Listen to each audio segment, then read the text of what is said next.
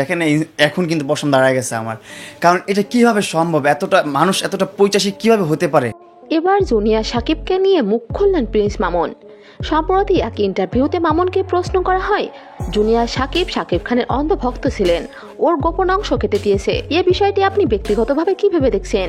জবাবে মামুন বলেন, এটি আসলে ভয়ানক একটা বিষয়। এই নিউজটা যখন আমার সামনে আসে আমার লোম দাঁড়িয়ে যায়।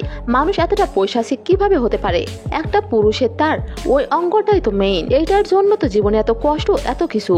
সবকিছুর আগে ও একটা মানুষ, ওর লাইফটা এখন কি হবে? এর মানে যখন ভাবি পশম দাঁড়িয়ে যায়। আমি মনে করি খুব খারাপ হয়েছে ওর সাথে এটা হওয়ার ছিল না। এ বিষয়টিকে তীব্র নিন্দা জানাচ্ছি। শিখা যা করেছে, ওর মতো মেন্টাল বা সাইকো টাইপের মানুষ যারা আছে তাদের মাথায়ও কিন্তু এমন মেন্টালিটি চলে এসেছে। কিন্তু শিখার যদি শাস্তিমূলক বিচার হয় তাহলে কিন্তু ওগুলো করার আর সাহস পাবে না। সাংবাদিক প্রশ্ন করেন, নারীদের আইন আছে, পুরুষদের আইন নেই, যেটাতে কিনা আপনি নিজেও এ বিষয়ে ভুক্তভোগী।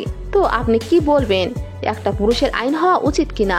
জবাবে মামুন বলেন, সরকার যেটা ভালো মনে করেছেন সেটাই করবেন, তবে আমার মনে হয় সবার জন্য আইন সমান হওয়া উচিত। আমি শুধু একটা কথাই বলবো, একটি মেয়ে মানুষ চাইলে পুরুষকে পরিপূর্ণ লক্ষ্যে পৌঁছে দিতে পারে, আবার চাইলে একটি পুরুষকে ধ্বংস করতে পারে। মামুন আরো বলেন, জুনিয়া সাকিব ভালো হোক বা খারাপ হোক, সবার আগে সে একজন মানুষ ও সে একজন পুরুষ। তার সাথে যে অন্যায়টা হয়েছে সেটা খুবই জঘন্য।